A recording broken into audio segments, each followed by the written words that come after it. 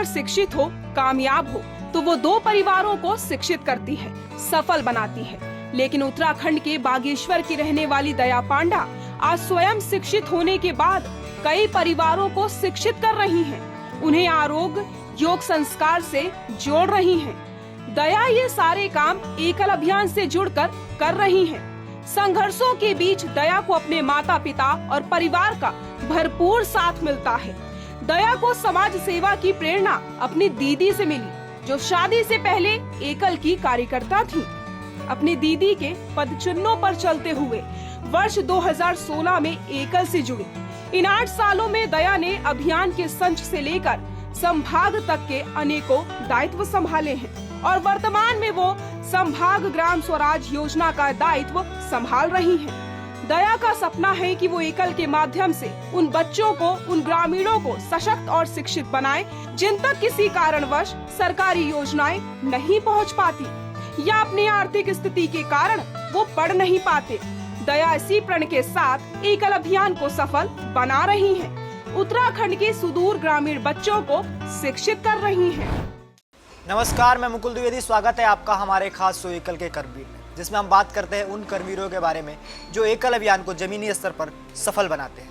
वो योद्धा जो पहाड़ी वनवासी क्षेत्रों में काम करते हुए एकल अभियान से जुड़कर लोगों को समाज की मुख्य धारा से जोड़ रहे हैं। आज ऐसे ही एक करवीर हमारे साथ जुड़ी हुई हैं, जिनका नाम दया पांडा है।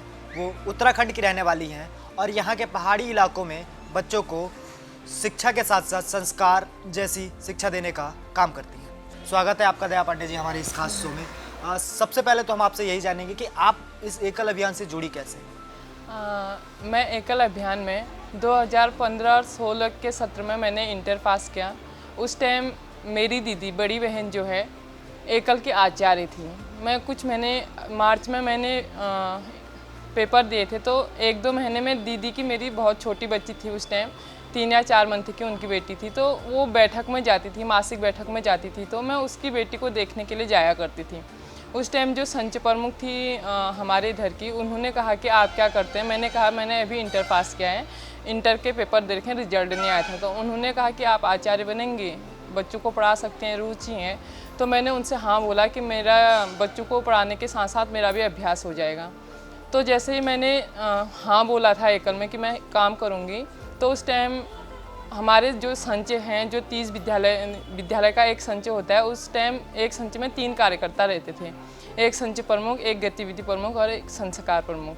तो संस्कार और संच प्रमुख तो हमारे संच पे थी और गतिविधि की ज़रूरत थी, गतिविधि की जो कार्यकर्ता है उसकी ज़रूरत थी। तो उन्होंने कहा कि आप गतिविधि में काम करेंगे? तो हमने कहा हाँ, हम उसमें भी करेंगे। तो उन्होंने कहा कि आपको फर्स्ट वर्ग, अप्रैल में फर्स्ट वर्ग लग रहा था गतिविधि का, मतलब मेरा फर्स्ट स्टार्टिंग ही वर्ग से हुई थी, अप्रैल में ही वर्ग लग रहा था। तो टनकपुर में मेरा पहला वर्ग हुआ था गतिविधि का। उधर गई, थोड़ा झिझक भी थी घर से बाहर जाने का, क्योंकि हम जो है अपने जो डिस्ट्रिक्ट है हमारा बागेश्वर, मैं वहाँ ही कभी अकेले नहीं गई, क्योंकि हम गांव में पढ़ने वाले हैं, गांव में रहने वाले बच्चे हैं। तो घर से बाहर अकेले जाने में बहुत हिचकिचाते थे, डर लगता था। ये भी पता नहीं रहता था कि गाड़ी कैसे रोकनी है या टिकट कब देते हैं, किराया कब देते हैं, ये सारी चीज़ें हमें कुछ पता नहीं रहता था, क्योंकि हम स्कूल जाते थे, पैदल जाते थे, पैदल आते थे, और कभी कभार जाते थे तो घर वालों के साथ ही जाते थे। तो ऐसा था। उसके बाद हम साथ में 3-4 बहनें साथ में गई वर्ग लेने, यहाँ से टनकपुर गई। चिंता भी थी, मेरे मन में भी थी, मेरे घर वालों के मन में भी थी कि बच्ची बाहर जा रही है, कैसे रहेगी, कैसे आएगी। आपकी दीदी पहले जुड़ी हुई थी एकल से, फिर आप जुड़ी, तो परिवार वालों ने टोका नहीं या फिर परिवार का साथ मिला आपको कि नहीं बेटी तुम भी जाओ, समाज सेवा करो? देखिए, परिवार में जो सबसे मुख्य भूमिका है मेरी एकल में रहने की, वो मेरी माताजी हैं। मेरे पिताजी और मेरे माताजी, उन दोनों में से भी सबसे मुख्य भूमिका मेरी माताजी है। मेरी माताजी गृहिणी होकर भी उनका ये कहना था कि तुम घर में रह के करोगे क्या? आप कॉलेज करेंगे तब भी आपको घर में रहना है, कुछ ना कुछ काम अगर मिल रहा है तो आप कर लीजिए। बीच में मेरी पारिवारिक स्थिति भी थोड़ा ठीक नहीं थी, मेरे पिताजी का भी स्वास्थ्य खराब रहता था। मेरे भाई भाभी जो है प्लेन्स में रहते थे, मैदानी क्षेत्र में नौकरी के कारण वहीं रहते थे। तो ऐसा रहता था कि मैं छोड़ दूँ एकल, क्योंकि घर की भी टेंशन रहती थी, घर में माँ बाप मेरे बूढ़े थे। तो मैं सोचती थी कि मैं छोड़ देती हूँ काम छोड़ने के लिए। तो हर बार मेरी माताजी ने कहा कि तुम आज तो घर के काम के लिए एकल छोड़ियो, कल क्या करोगे? जब घर का काम निपट जाएगा उसके बाद आप घर में बैठ के क्या करोगे? काम तो घर का है, आज लेट होगा या कुछ भी होगा, घर का काम निपट जाएगा। आप एकल मत छोड़ो। अगर ज़्यादा दिक्कत आ रही है तो दिक्कतों का सामना करना चाहिए, सीखना चाहिए। ये मेरी माताजी हमेशा कहती हैं। आप अपनी पढ़ाई के साथ साथ एकल के कामों के लिए टाइम कैसे निकाल लेते हैं? पढ़ाई के साथ साथ एकल के कामों के लिए मेरी पढ़ाई तो पूरी हो गई है। मैंने एमए कर लिया है। मैंने ओपन यूनिवर्सिटी बागेश्वर से एमए किया। तो पढ़ाई के साथ साथ ऐसा कुछ नहीं, क्योंकि हमारा काम ही पढ़ाई का है। कुछ साइकोलॉजी से मैंने वो क्या था, एमए किया है। तो ये रहता था, उतनी ज़्यादा दिक्कत नहीं हुई। पढ़ाई हम कर लेते थे टाइम निकाल के। तो हम गांव में भी जाते हैं जब रात्रि प्रवास रहता है, तो रात्रि प्रवास के बाद परिवार संपर्क बैठकों के बाद ये सारी चीज़ें हमें टाइम मिल जाता है, तो हम पढ़ाई का समय निकाल लेते हैं। अभी आप एकल अभियान में कौन सा दायित्व संभाल रही हैं? अभी वर्तमान में मेरे पास एकल अभियान में संभाग ग्राम स्वराज योजना का दायित्व का निर्वहन मैं अभी वर्तमान में कर रही हूँ। तो अभी आप कौन कौन सा काम करती हैं? अभी ग्राम स्वराज का जो काम है वो मुख्य है कि ग्राम वासियों के दर्द को स्वर देना। यानी गांव में जो काम होते हैं, जैसे सरकारी जन कल्याण कार्यां योजनाएं चलते हैं, तो हमारे जो सुदूर गांव हैं वहां तक हमारी योजनाएं नहीं पहुंच पाती हैं। और तो और गांव वालों को ये भी पता नहीं रहता है कि हमारे आधार कार्ड कहाँ बनने हैं। वर्तमान में आधार कार्ड तो सब जगह बन गए। जो बच्चा पैदा हो जाता है उसका भी आजकल आधार कार्ड चाहिए होता है। तो गांव की महिलाएं काम पे इतनी व्यस्त रहती हैं, बुजुर्ग सब, क्योंकि गांव में ऐसे लोग रहते हैं जो अपने काम से फुर्सत नहीं होती है। तो हम उनको ये सारी चीज़ें, आधार कार्ड कहाँ बन रहे हैं, पैन कार्ड कहाँ बन रहे हैं, स्वास्थ्य कार्ड क्यों आवश्यक है और जनधन योजना क्यों आवश्यक है, क्यों इसको खोलना ज़रूरी है, प्रधानमंत्री ज्योति जीवन बीमा, प्रधानमंत्री सुरक्षा बीमा, ये सारी योजनाएं हम गांव वालों को बताते हैं। इसके साथ साथ जैविक खेती क्यों आवश्यक है, ये सारी चीज़ें हम उनको बताते हैं। तो पहाड़ी इलाकों में जो गांव हैं बड़े दूर दूर होते हैं, तो ये कैसे मैनेज करती हैं आप?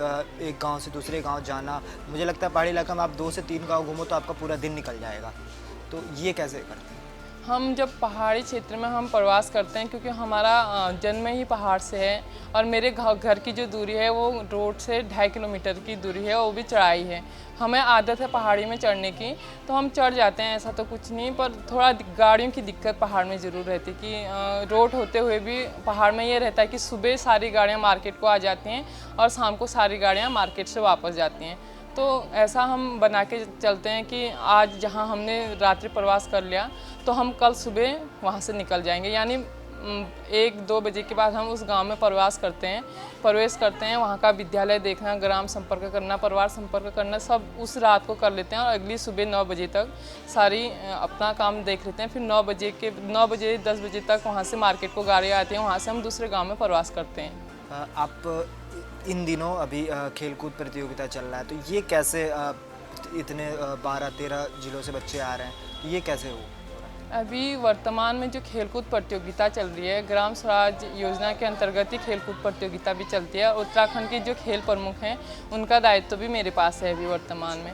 जैसे खेलकूद जो है ग्राम स्तर से हमारा शुरू हुआ। ग्राम स्तर में क्या था, एक गांव हमारा आचार्य चलाती है, एक गांव में हमारा एकल विद्यालय चलता है, उसके 2 संपर्कित गांव होते हैं। यानी 3 गांवों के बच्चों को मिला करके उनसे संपर्क करके ग्राम समिति, आचार्य ये संपर्क करती हैं और डेट तय करती हैं और उस गांव के युवाओं को प्रेरित करते हैं। जो ऐसे युवा होते हैं जो खेल कूद में रुचि रखते हैं, वो आचार्य बहन, संच प्रमुख बहन और ऐसे कुछ अच्छे भाई बहन भी हमें गांव में मिल जाते हैं जो खेल में रुचि रखते हैं और खेल संपन्न कराने में हमारी मदद करते हैं।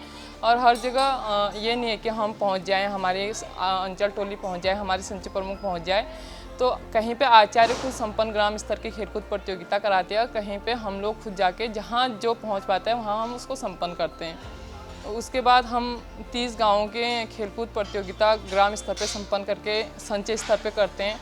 संचय स्तर से जो टीम निकलती है, फिर एक ऐसी तिथि हम तय करते हैं जो अंचल स्तर पे हम पूरे डिस्ट्रिक्ट का कर पाए। फिर वहाँ पे हम अच्छे जो कोच हैं, सरकारी कोच हैं, सरकारी स्कूलों के पीटीआई हैं, ऐसे टीचरों को हम बुलाते हैं कि वो हमारे खेल संपन्न करने में हमारी मदद करेंगे और करते भी हैं खेल में। तो हमने वहाँ से संपन्न की। फिर अभी जो उत्तराखंड की जो खेलकूद अंचल स्तर पे संपन्न हुई, 22 अक्टूबर को ही हमारे सारे डिस्ट्रिक्टों में जितने बच्चे थे, 22 अक्टूबर को ही हमारे उत्तराखंड की सभी अंचलों की खेलकूद प्रतियोगिता संपन्न हो पाई। अच्छा, ये जो खेलकूद प्रतियोगिता होती है, जो उत्तराखंड में, तो बेसिकली किन किन खेलों पे फोकस रहता है? हम उत्तराखंड में जो हम खेलों पे फोकस करते हैं वो है दौड़, कबड्डी और ऊंची कूद, लंबी कूद। अब उत्तराखंड में ऐसे पहाड़ी क्षेत्र पर हम प्रवास करते हैं, ऐसे पहाड़ी क्षेत्र पर हमारे गांव बसे हुए हैं जहां सरकारी योजनाओं की योजनाएं नहीं पहुंच पाती हैं, बहुत सारा पैसा नहीं है लोगों के पास। तो हम कम खर्चे में हमारा एकल का अधिक काम कैसे हो, ऐसे हम योजना बना के अपने काम को पूर्ण करते हैं। जैसे कबड्डी का कोर्ट प्लेन्स के एरिया में या बाहर के क्षेत्र में हम कहें तो कबड्डी के कोर्ट जो हैं सीट बीच के भी होती है। तो हम उत्तराखंड में अधिकतर ऐसा है कि हम चूने से पाला बनाते हैं, चूने से ट्रक बनाते हैं, खुद कार्यकर्ता और कोच मिलके ये काम संपन्न करते हैं और पूरे गांव वाले जितने भी युवा भाई हैं हमारा सहयोग करते हैं। उत्तराखंड में अभी कितने विद्यालय संचालित हैं? उत्तराखंड में अभी लगभग 3000 के आसपास हमारे विद्यालय चल रहे हैं। तो आप संभाग प्रमुख हैं, तो कितने विद्यालय आपके अंदर में आते हैं?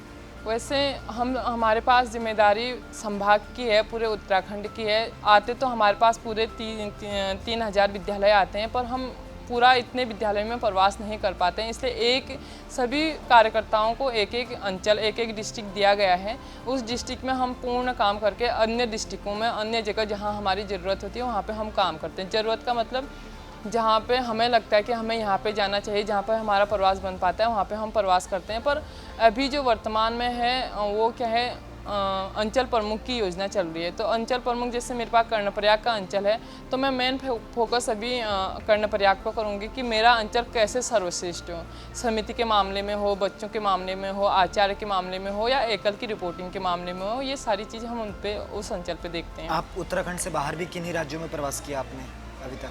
उत्तराखंड से बाहर मैंने जब हमारा लखनऊ में खेल महाकुंभ चल रहा था, एकल कुंभ, लखनऊ में कुंभ चल रहा था 2019। तो उस टाइम 2019 में पहले लखनऊ में रमाबाई अंबेडकर में कुंभ होने जा रहा था। तो उसी दिन 19 फरवरी को राम मंदिर की घोषणा होने के कारण वो कुंभ कैंसिल करा दिया गया। उत्तराखंड में 3000 विद्यालय चलते हैं और ऊपर से आपके पास खेलकूद की भी जिम्मेदारी है। तो ये चीज़ें कैसे समन्वय करती है, कैसे टाइम मैनेजमेंट करते हैं, कैसे ये काम चल रहा है? जैसे 3000 विद्यालय हमारे वर्तमान में चल रहे हैं, तो विद्यालय आचार्य विद्यालय चलाती हैं। हम जब एक गांव में प्रवास करते हैं, हम विद्यालय के समय पहुंचते तो हम विद्यालय देखते हैं, उसके बाद हम गांव में संपर्क करते हैं शाम के टाइम। क्योंकि पहाड़ों की ये स्थिति है कि दिन में आप गांव में जाओगे तो आपको एक भी व्यक्ति दिन में नहीं मिलेगा। शाम के टाइम हमारी चाहे बहनें हो, महिलाएं हो, पुरुष हो, जो भी हो, काम से लौट के शाम को घर आते हैं। तो हमें सारा संपर्क करना शाम को ही रहता है पहाड़ों में। तो हम गाँव में संपर्क करते हैं, अभिभावकों से संपर्क करते हैं कि ये खेल हमारे चल रहे हैं। और खेल में अगर आप अपने बच्चों को रुचि देते हैं तो हमारे बच्चे मानसिक विकास के साथ साथ हमारे बच्चों का शारीरिक विकास भी होगा। ये सारी चीज़ें हम अपनी भाषा में या अपने उससे हम गांव में समझाते हैं। ये आप जब गांव में प्रवास करते हैं तो उस टाइम कुछ चैलेंजेस आते हैं, गाँव वासियों से कुछ चैलेंजेस आ रहे हैं कि ये दिक्कत आ रही है या फिर और कोई प्रॉब्लम? जब हम गांव में प्रवास करते हैं तो दिक्कतें तो आती हैं, क्योंकि हम बहनें हैं और पहाड़ी क्षेत्र में प्रवास करते हैं। कभी कभी अकेले भी प्रवास करना रहता है। तो दिक्कतें ये होती हैं कि अदर भी हमारे पास अदर भी ज़िले रहते हैं, अदर क्षेत्र रहता है, अलग सा क्षेत्र रहता है। तो लोगों का ये भी कहना रहता है कि कहाँ से आए हो, क्या करते हो, क्यों आए हो। इस उम्र में जब आपकी पढ़ाई करने की उम्र है, तब आप झोला टांग के आप गांव में आए हो, समाज को ये चीज़ें बताते हो, राम स्थापना की आप बात करते हैं, अच्छे समाज की आप बात करते हैं। तो ये सारी चीज़ें आपको कौन सिखाता है, क्यों? तो हम उनको ये बताते हैं कि हमें ये चीज़ें सिखाई नहीं जाती, हम पहले इस चीज़ में ढल चुके हैं, हम इस चीज़ को अनुभव करते हैं, तब जाके ये सारी चीज़ें हम गांव में बताते हैं। उसके बाद भी जैसे एक मुख्य पॉइंट ये रहता है, अभी कुछ महीने पहले ही हमारे अंचल में राम मंदिर का रथ चला था। उस राम मंदिर के रथ के साथ मैं 2 दिन गांव में प्रवास में गई थी, जो रात का मेरा प्रवास रहा। वैसे हमारा रहता है उस राम मंदिर के साथ हम 2 दिन प्रवास में गए थे। तो लोगों के मन में एक उत्साह था कि मंदिर आया है, ये सारी चीज़ें। तो हमने विषय रखा, तो गांव वालों ने कहा आप रथ के साथ आए तो आप 2 मिनट अपना विषय रखें। तो मैंने विषय रखा था। तो मैंने जो चीज़ एक बात कही थी कि लव जिहाद की, मैंने उनसे बात कही थी कि हम अपने बहनों को कैसे प्रेरित करते हैं।